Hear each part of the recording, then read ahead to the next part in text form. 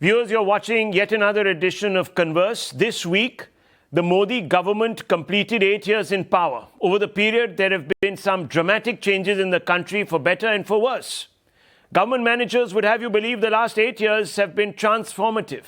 The opposition says the Modi administration hasn't delivered on any one of its key promises, especially in the economic and social developmental sectors. It's been focused, they say, on dividing the country to retain power at all costs. Does the truth lie somewhere in the middle? Or is one or the other side misleading the public? We're going to throw this open for debate in just about a minute and a half, viewers. I am going to go over certain decisions that the Modi government claims have been transformative.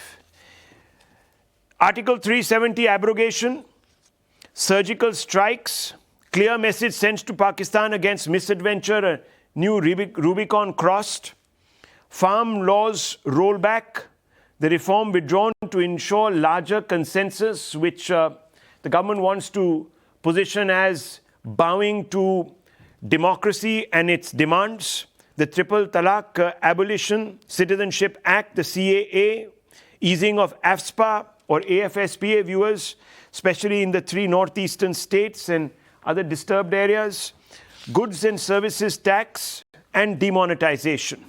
On the other side, viewers, of course, the opposition has come out and said that you can talk in macro terms, but when you break down the record, there are glaring inadequacies. India's growth, for example, hasn't been as good as it was under the UPA years.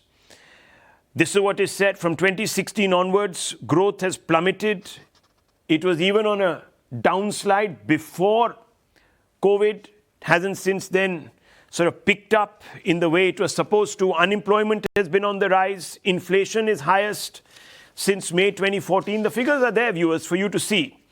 India's economic growth during Modi's term, as I said, has sort of oscillated wildly. Yes, there has been a black swan event like the COVID, but as I said, there was weakness already seen. Social harmony. Modi has emboldened hate, or his administration has emboldened hate, and there are various statistics to show the number of hate crimes have gone up. And there are other such figures about press freedom. The rank has been slipping, democracy index.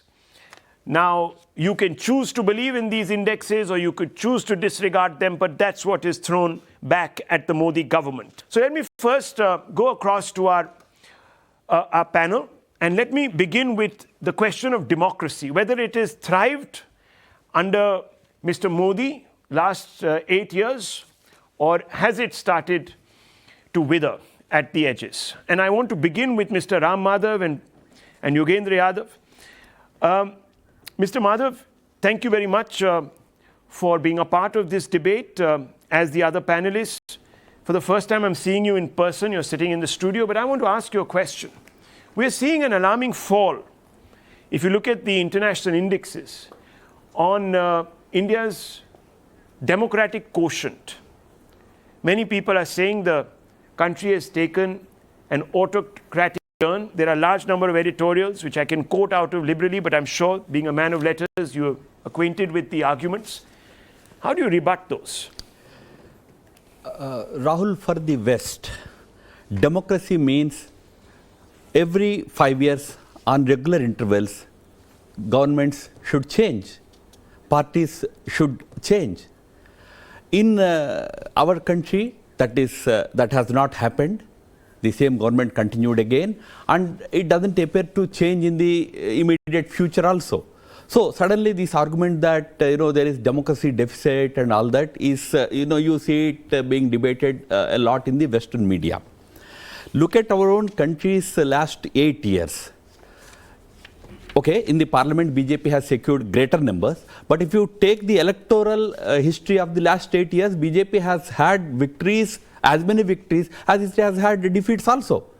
That shows that India's democracy is quite intact, it's solid, and people have full freedom to use their electoral right or their political rights. So I don't think this argument has any real heft in it. But many people say India is only an electoral democracy. Beyond that, it has withered. Its institutions are withering. They're not standing up for fundamental rights. That's what's said. You know the argument. Now, look, India's public institutions, whether it is the media or it is, academe, other institutions, they are functioning as freely as they should be functioning. Now, these are the institutions that represent the other side, people's side in any democracy. And our judiciary is perfectly independent. Where is that question of not Let's get a bit more specific. Courts coming down hard on the government for its invocation of the sedition law. There have been large-scale abuses of it. This is what the statistical evidence is suggesting. That is the proof One second, of functional sir. democracy. Government has justified, fine. It is justified virtually abrogating Article 370, but justifying the arrests and the detention of people en masse in Jammu and Kashmir, suspension of democracy there for the longest period of time. UPA continues to be invoked liberally between 2014 and 2020. More than 10,000 people have been arrested under UAPA. The courts have taken a dim view of these arrests. India's ranking in the World Press Freedom Index falling from 150 out of 180 countries. I mean, we're doing even worse, or we're at least at par with Pakistan now. No, whether there is press freedom or not, you can tell better than me. You are a press person. How much your freedom is gagged by this government, you know. In India, press is quite free. There is no restriction. There are channels. There are, websites dedicated to opposing the government. Nobody is stopping them. And your own point, strengthens the argument that India has a very vibrant and independent judiciary, very functioning judiciary in this country. So India's democracy is safe, it's intact. There is this criticism because you are faced with a leader and a party which looks like, it is indomitable, it is very strong. So now you take up the argument that democracy is in danger. No, India's democracy is very safe. People have full freedom here as far as their political or, electoral rights are concerned. And all public institutions also have full freedom. Now, coming to those specific issues of using a given act or a given law, there is always a judicial remedy. If somebody finds it not correct, there is a judicial remedy to all those things. So India's judiciary, nobody can blame to be biased or anything like that. So I think this whole argument is a concocted argument. Okay, Mr. Yogendra Yadav, you've been leading, or at least did lead, a massive protest, a civil rights protest. You could call it that. Some people wanted to color it against the farm laws. You led that. You led that successfully because the government eventually withdrew all the 3 farm laws. But is that not the proof of democracy, functional democracy? Okay, fair enough. Let me bring him in. Mr. Yogendra Yadav, the question from Mr. Ram Madhav, sort of preempting the question that I was about to ask you. I said, does that not show that democracy is alive and kicking, that people still have a ability to express themselves and prevail upon governments? Rahul, I didn't know you would open the show with a joke. Democracy has improved under Mr. Modi. Anywhere in the world, Rahul, this would invite smirk, smile. People would say, what a joke. Just as democracy has improved under Mr. Putin, just as it was doing so lovely under the regime of Rajpakshes, this is what's happening to India. I mean, on this one should agree. Other things you can keep debating, whether he's strong or not. But whether democracy is safe in this country, I mean, this must be one of the biggest jokes. And I do not go by any Western certificates. I do not go by any Western indices. Forget all that. Let us judge this country by this country's own standards. Why did we say Mrs. Indira Gandhi's emergency was an abrogation of democracy? Mr. Ram Madhav's party, the party then Jan Sangh, used to say Indira Gandhi was dictatorial, used to say Indira Gandhi was authoritarian. Why did they say so? They said it because during emergency, formally speaking, something was done, and something was done more than was formally said. In effect, judiciaries was throttled without any official order. This is exactly what is happening here. You have major constitutional changes, 370, which the Supreme Court till now does not have the spine to listen to. There is a CAA protest, CAA issue. The Supreme Court does not find the time to even address these things. And then there was a famous judge called Mr. Ranjan Gogoi. Remember what he did? Corruption charges against government. What Mr. Ranjan Gogoi did? And he's rewarded at the end of it. Do I need to give more proofs about Indian judiciary? About Indian press and its freedom, I would invite Ram Madhav ji to please speak to Rahul Shivshankar after the show is over and after the camera lights is off.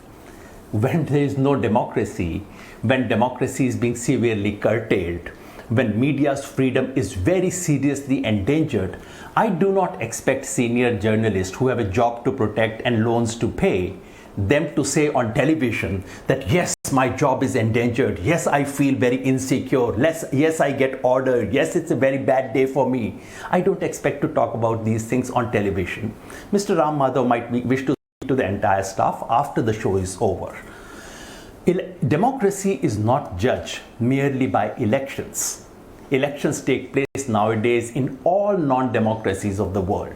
In fact, the 21st century model of throttling democracy is precisely this.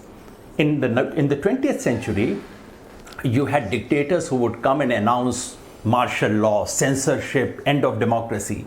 In 21st century, if you look at all the countries of the world where democracy has been nearly throttled, finished, abolished, Russia, Turkey, Hungary, Sri Lanka, all kinds of countries you can see. In all those countries, elections take place regularly. That's the only thing that is allowed to take place.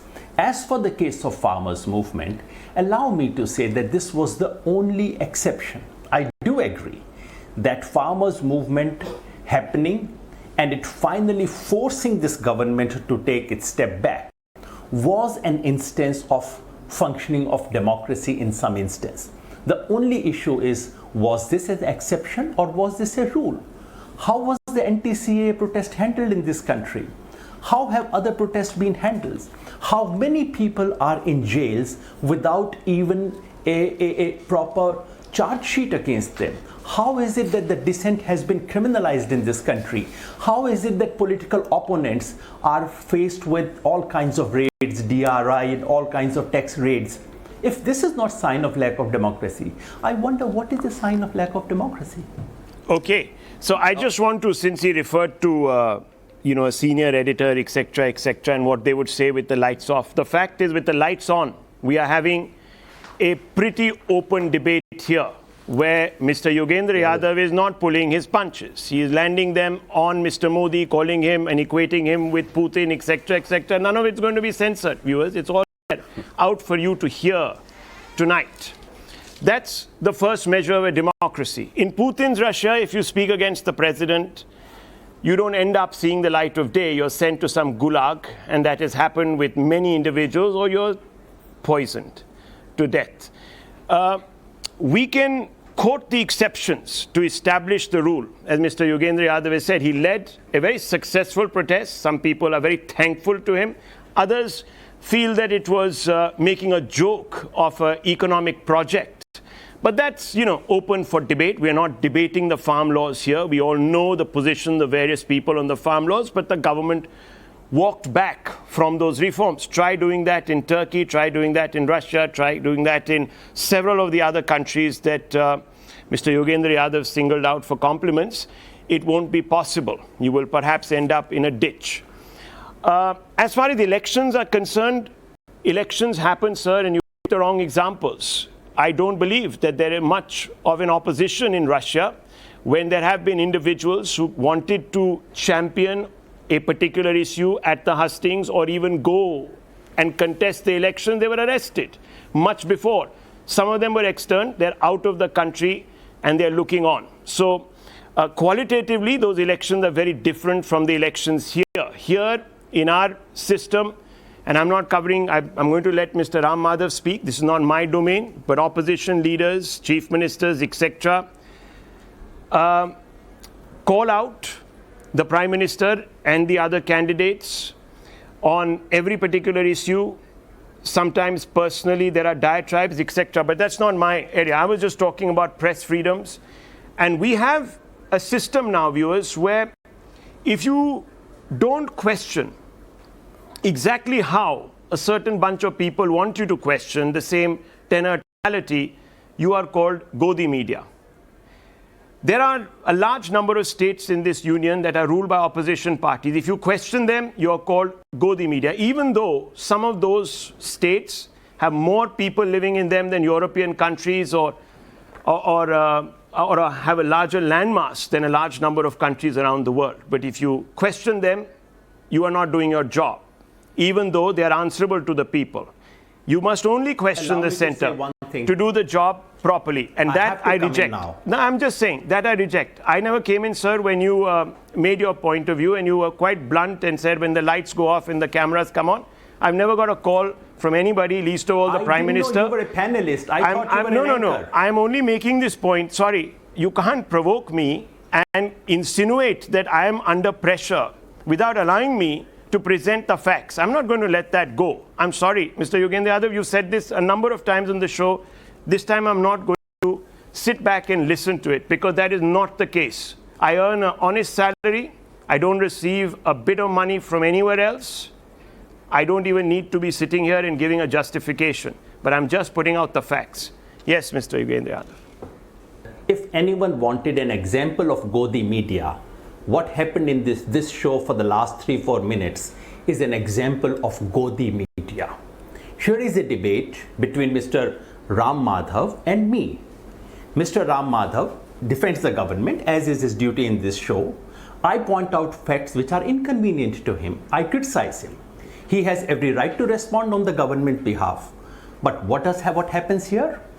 The anchor steps in, not only to talk about media, but to talk about elections, but to talk about movements, but to talk about Russia, but to talk about everything. You could have two conclusions. Either the anchor doesn't feel that Mr. Ram Madhav can actually defend the BJP, that he needs crutches and support, or the anchor feels that it is his duty to demonstrate his support to the government. What else is Godi media, my friend? Mr. Yadav, since you asked me a rhetorical question, I did constantly say and this I is hope not. This will not be censored. Why should it be censored? This will all go. See, look, Yogendra Yadav, we have called you because we know that you have a position, and that's why we've called you. I haven't called you not knowing you don't have a position, and I kept saying that this is not my area, but you started by saying that I had turned this into a joke. You singled me out twice. Once for suggesting, and I haven't anywhere suggested in my intro that democracy is healthy in this country. But you said, Rahul Shivshankar, you began this debate by suggesting a joke, by suggesting that democracy was good health. If that was a reference to me, I am only rebutting you with some facts, because I don't make jokes. No. First of all, I didn't pass any comment on the health of India's democracy. I questioned Mr. Ram Madhav on 4 aspects with facts about arrests, UAPA, sedition, etc., to ask him how is it that democracy, he claims, is okay and healthy. But you made it personal about me giving a clean chit and making a joke about the health of democracy. I didn't. So I responded, even though it is not in my remit. But I did so because I never tried to trivialize the debate by taking a position. I kept a very open question. So I've given you the response to why I talked about democracy. Secondly, when you said the lights will go off, please ask Rahul Shivshankar. Sir, this is what the Prime Minister said to me when we were interviewing. When the lights go off. And everyone else in the studios of every company. I don't know about other companies. I can speak about Times Now. I work for Times, a Times Now journalist, sir. So I can speak for us. I can't speak for any other company, and you would appreciate that. I don't get into sniping against competition. We ought to be a united media, but we are not a united media. We have the media which is cleaved into 3, 4, 5 sections, and that's perhaps the problem, because there are certain people that I looked up to in the media as a young man who turned out to be men of straw, who were taking dictations from multinational companies, who were trying to fix cabinets. In any other country, the people who were caught on tape would not be on air.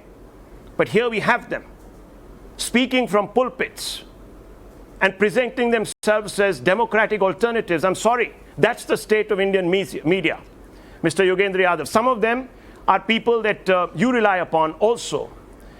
as cohorts in taking on the media. Some of those people are very much, and I'm not naming people, forget it. I'm not getting into personalities, etc., and I don't want to, and I don't wish to, but I think said enough.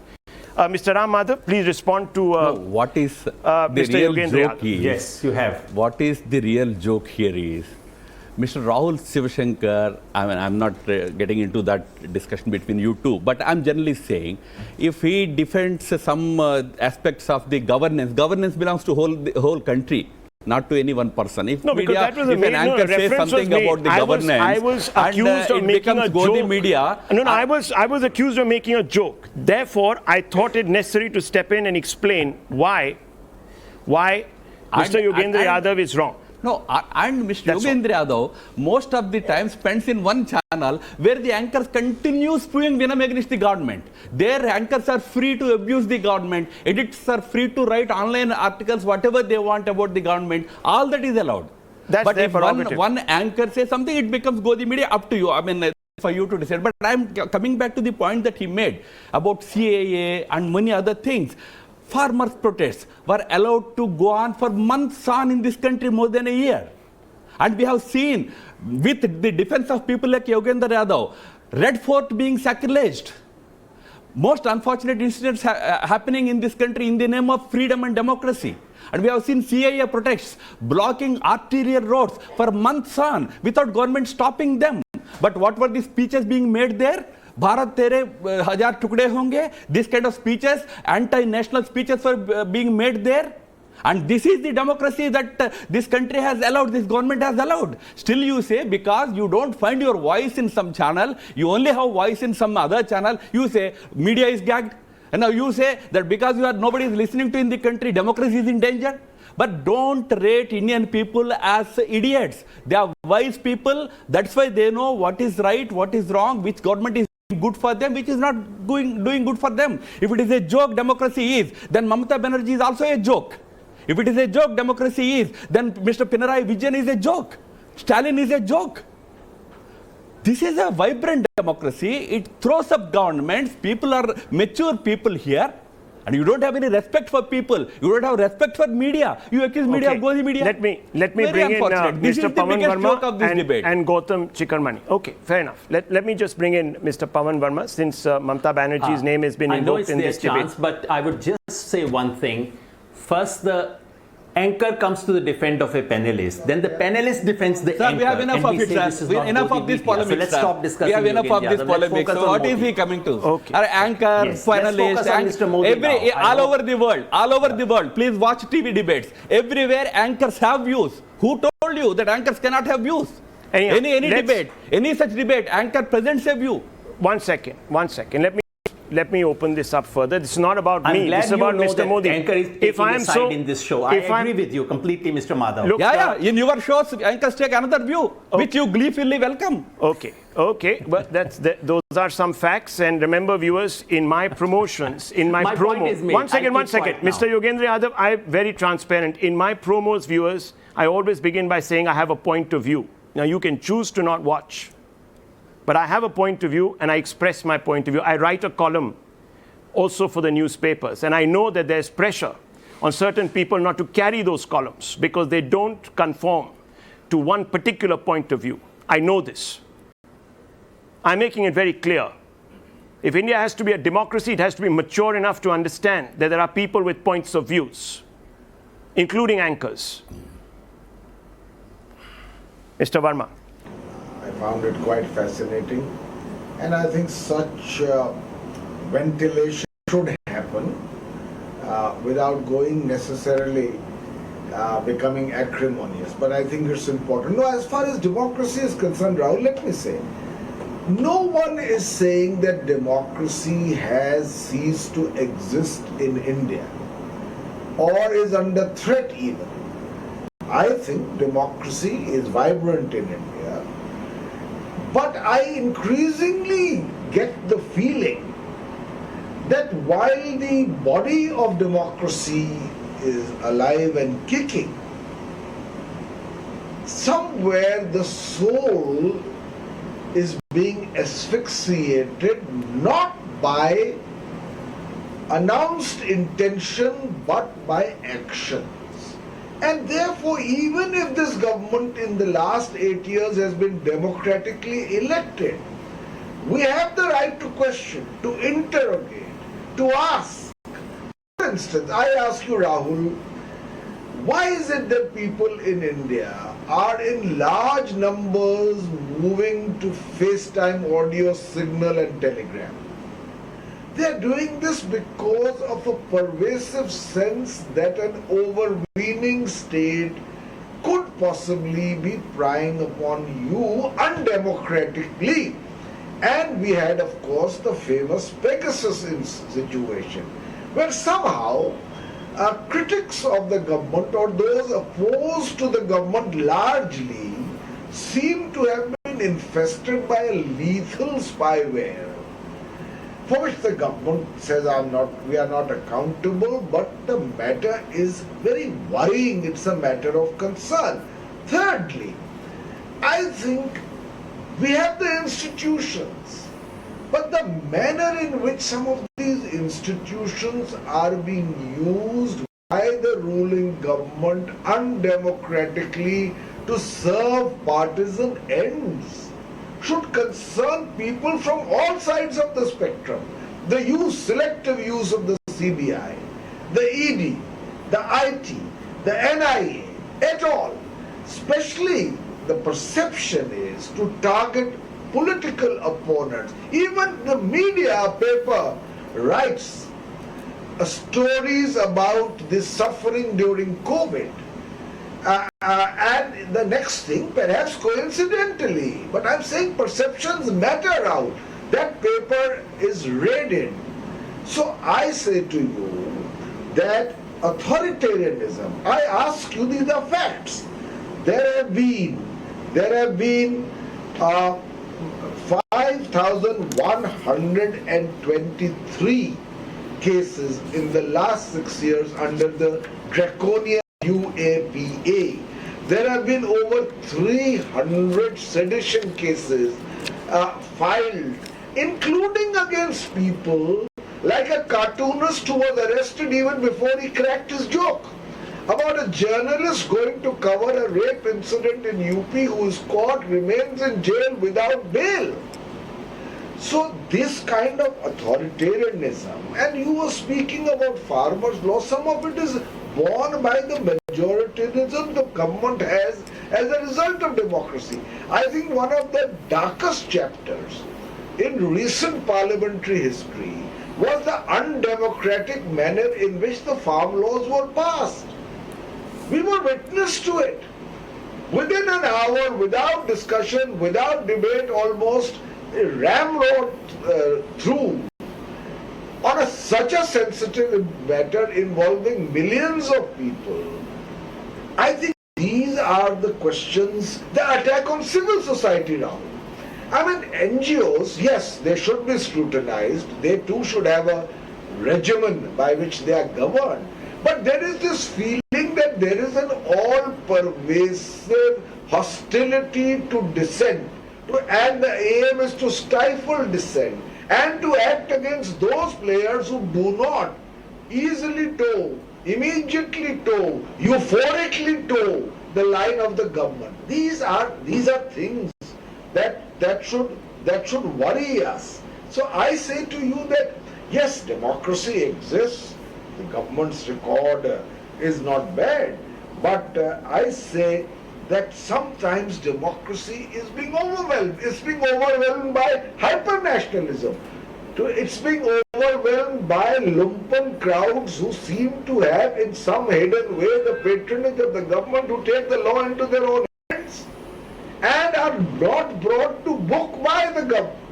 Law and order, which is a rule of law, and that is why, Rahul, in the Freedom of Press Index in 2014, my eyes are a little blinded by the light, we were at 140, now we are at 150. In the EU Democracy Index, we were at 27, now we are at 46. I don't go necessarily as these index being the gospel truth.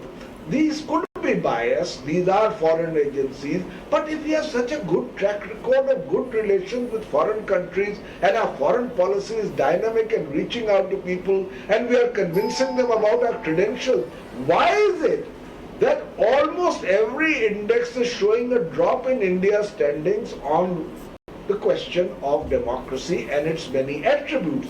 These are things that should worry us. And I think we appraise this government, they should be affected. Okay, Mr. Madhav, Ram Madhav, would you like to respond? And then I'll bring in Mr. Gautam Chikkarmani also. Yes. Okay, no democracy can be 100% perfect. Many things can be pointed out, like some of them have been pointed out right now. Yeah, sedition laws. Even our own cadres were victims. In Maharashtra, we have seen our own cadres being arrested on sedition charges for singing Hanuman Chalisa. This is one law which now Supreme Court wants to be thoroughly scrutinized, and probably as a personal view, I have always held this view that it is an outdated law, it should go. But maybe at some point all of us have to come together and take a view. But to say that there is a perception itself says that this perception is sought to be created. There are people who seek to create this kind of a perception about this whole system because certain things are not to their liking. Now today, judiciary is, I am claiming that our judiciary is very independent because it is taking a very firm position on many issues. But there is a view that the judiciary is not doing enough. I mean, to the extent that the judiciary is as though it is compromised. I believe that no, Indian judiciary is not compromised. It goes by the merit of the matter. If it doesn't accept your view, that doesn't mean it is compromised. So now this perception is sometimes being deliberately created. NGOs, we have any number of NGOs. Our NGOs also today, their FCRA, sanction has been withdrawn. It happened to us, but the perception created outside was as though only a particular NGO belonging to one religious denomination was punished out of any sectarian reason. This is how deliberately we ourselves are trying to create a bad image about, a bad perception about this government. Otherwise, as I said, yeah, maybe there is always a need for improvement. Even before this government, in democracy ranking, we were still at 140. Or 130.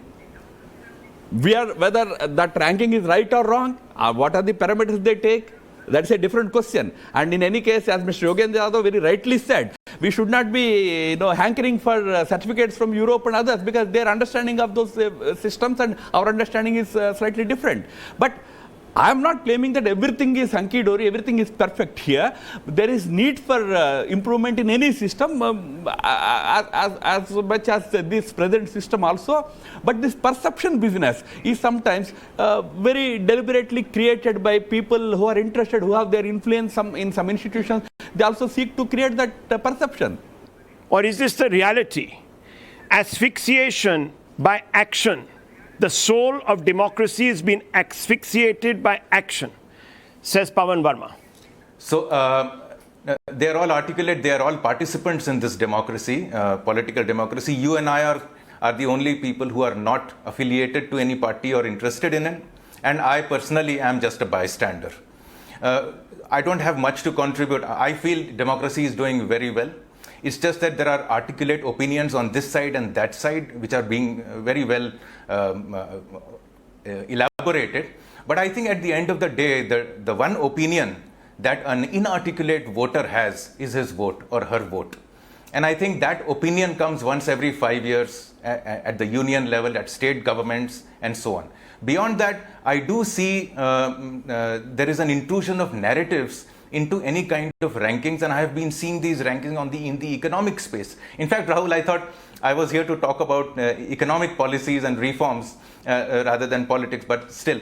So, for instance, if you look at credit rating agencies, I think the manner in which the sovereign ratings are granted, for instance, to Greece versus India, are completely different standpoints. I think there are narratives rather than actual, we take them as sacrosanct. We think credit rating agencies and the people behind them are mathematical geniuses, have got some algorithms and smart ways to forecast economies and how much or how safe or how secure, how stable country economies are. That is incorrect.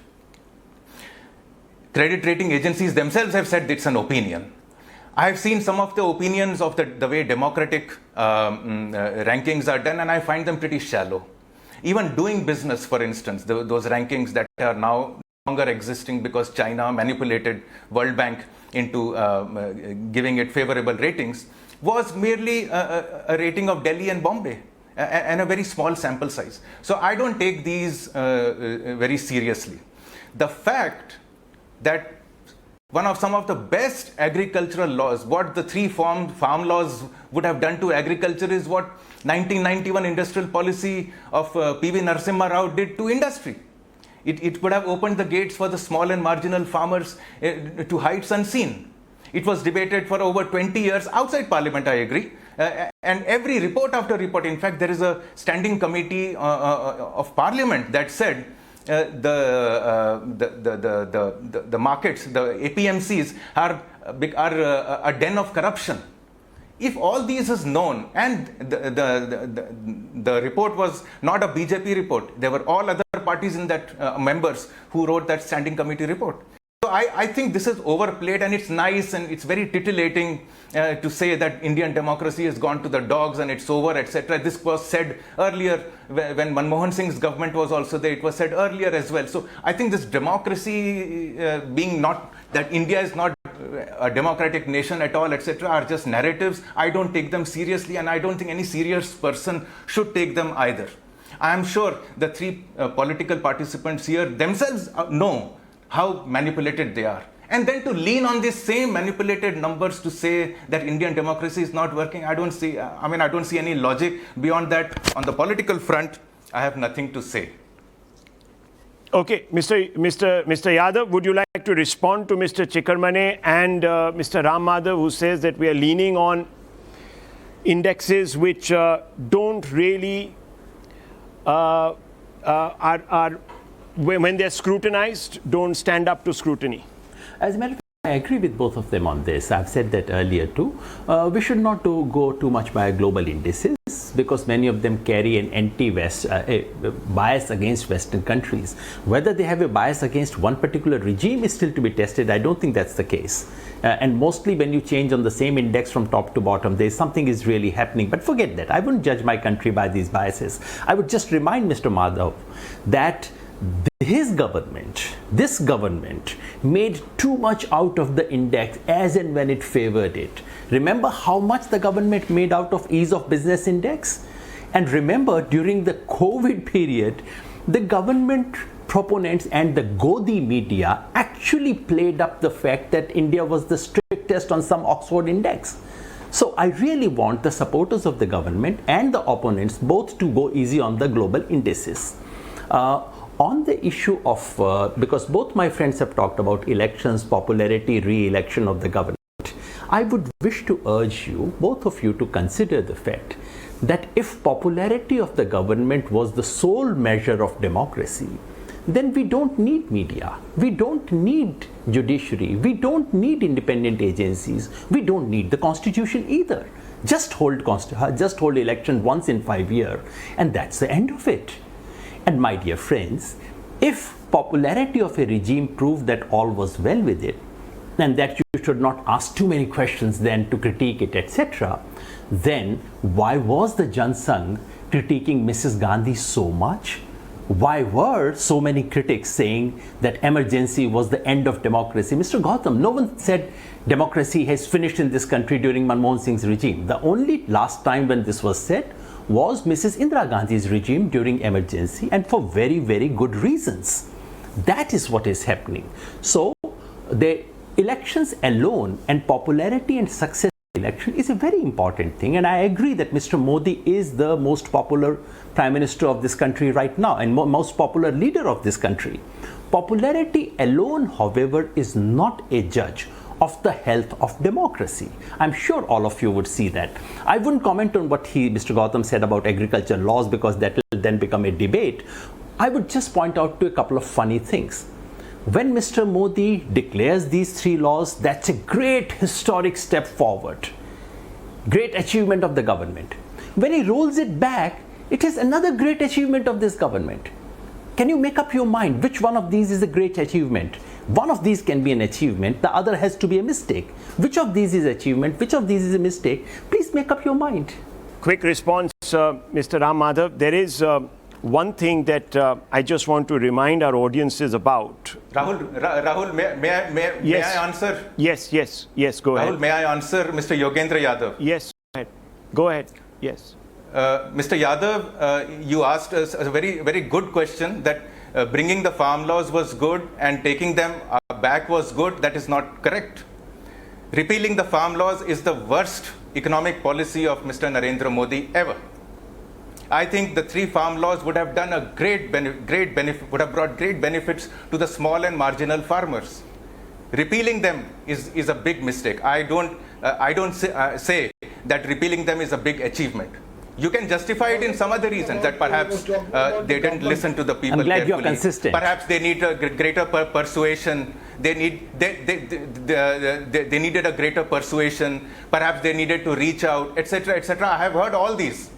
In fact, I don't know if you follow my work, the harshest critic of the repeal of the 3 farm laws was my piece in Observer Research Foundation. Other people just let it go. They began to politicize it. But the fact that the repeal of the 3 farm laws have taken away potential benefits to the small and marginal farmers cannot be wished away. In fact, by taking it away, the worst thing that has happened is for the next generation, that's 25 years, politicians will dare not touch farm laws again. As India grows faster, and it is going to be the fastest growing economy, is going to be the world's 3rd largest economy within this decade, irrespective of whatever happens in the short term, our farmers, small and marginal farmers, will be left out. Do you think this is a sustainable thing to do? Or do you think that small farmers should always be on dole? I don't think so. I think a market economy, what the 3 laws would have brought was protection of perishable items. Okay, 1 second. Let me bring in Mr. Ram Madhav. He wants to comment, and Pawan Verma. Yes, we don't have much time on the show, viewers. Just wanted to put that out there. We have to invent a new kind of democracy which suits Mr. Yogendra Yadav's description. Popularity doesn't matter. What matters is what media says. When media says something, it is Godi media. So, civil society means only Yogendra Yadav and his colleagues, and only one channel where he is omnipresent. That is not democracy. Democracy is all these institutions, but most importantly, the will of the people. That is democracy. That is what, when we say popularity, that is what we mean. The people are the masters in this democracy. That is functional and kicking in this country. There can be complaints. There can be perceptional issues. I agree with Mr. Verma when he said there are certain perceptional issues with respect to maybe snooping on certain big people. Although crores and crores of Indians, they are happily using all these forms of WhatsApp and everything. Those who have something to hide might have to go to other platforms. I don't mind. But democracy means popularity, popular support in the face of media, social media, Yogendra Yadav and his pet channels and Godi media. In spite of all of them, there should be popular support to a government and its actions. That is what is the essence of democracy. Now you say that is not democracy. Democracy means only media will decide. Not even media. Godi media is excluded. Only Yogendra Yadavji's media will decide. That is not democracy. We are in a perfect democracy. We are the most, not only largest, but most successful democracy. On that issue, that just as you should not be very worried about democracy indices showing you a little poor on their numbers, you should not be overly joyed by certain other numbers. I have nothing to disagree with on that. But on this one issue of farm laws, when it was withdrawn, they were celebrating that. Nobody celebrated. Mr. Yogendra Yadav, you must remember what Prime Minister had said on that day. He said, I am withdrawing because I failed to convince a section of the farmers. It's not that, withdrawal was a great victory. It was a very good law. I totally agree with Mr. Gautam Chikramane. It would have transformed the lives of middle and small farmers. If only those people who are championing the cause of certain big farmers, in that I include Mr. Yogendra Yadav, but this is not the debate.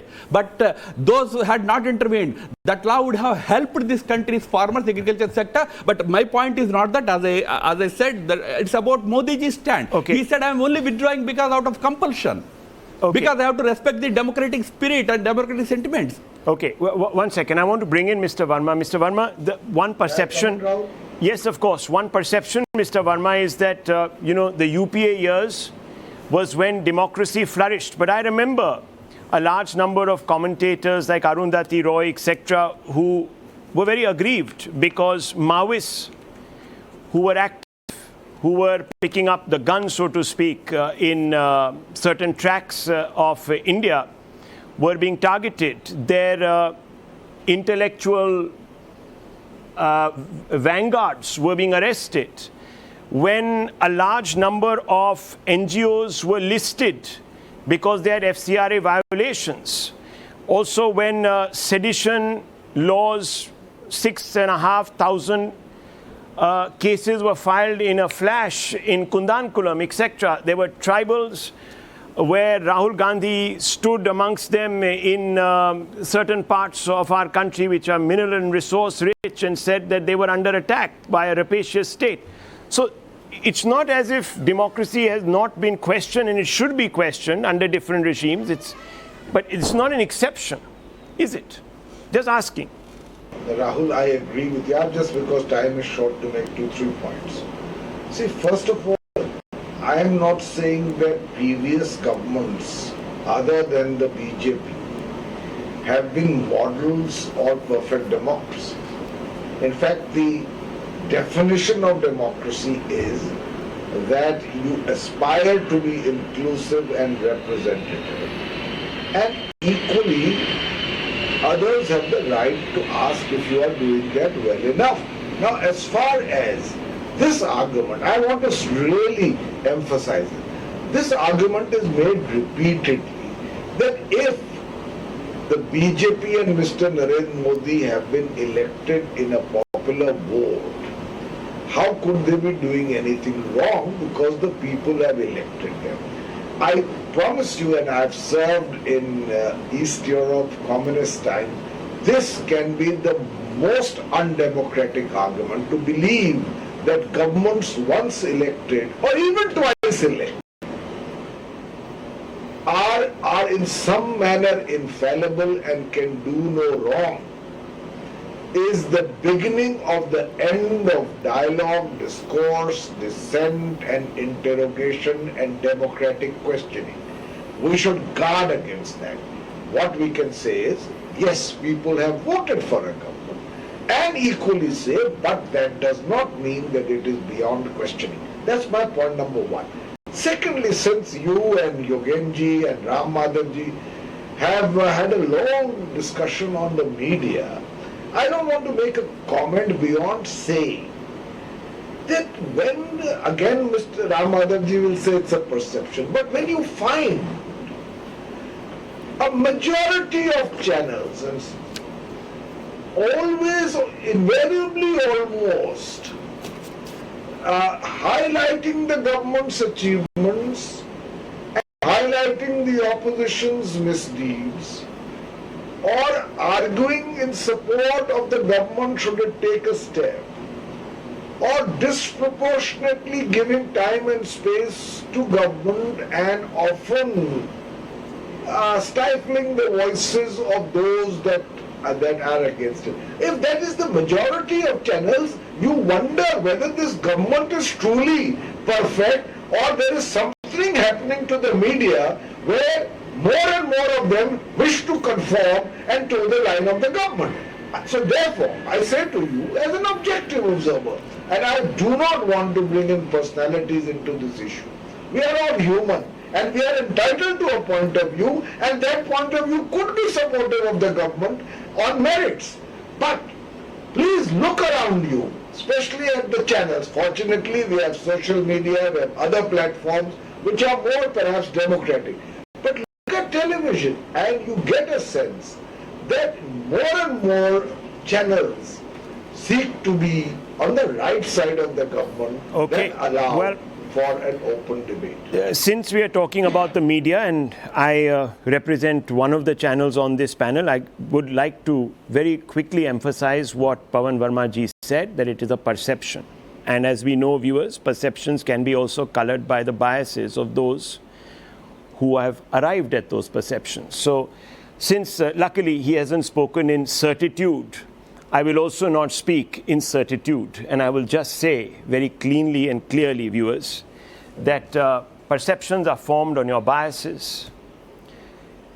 Opinions are formed on fact. I leave it at that, viewers.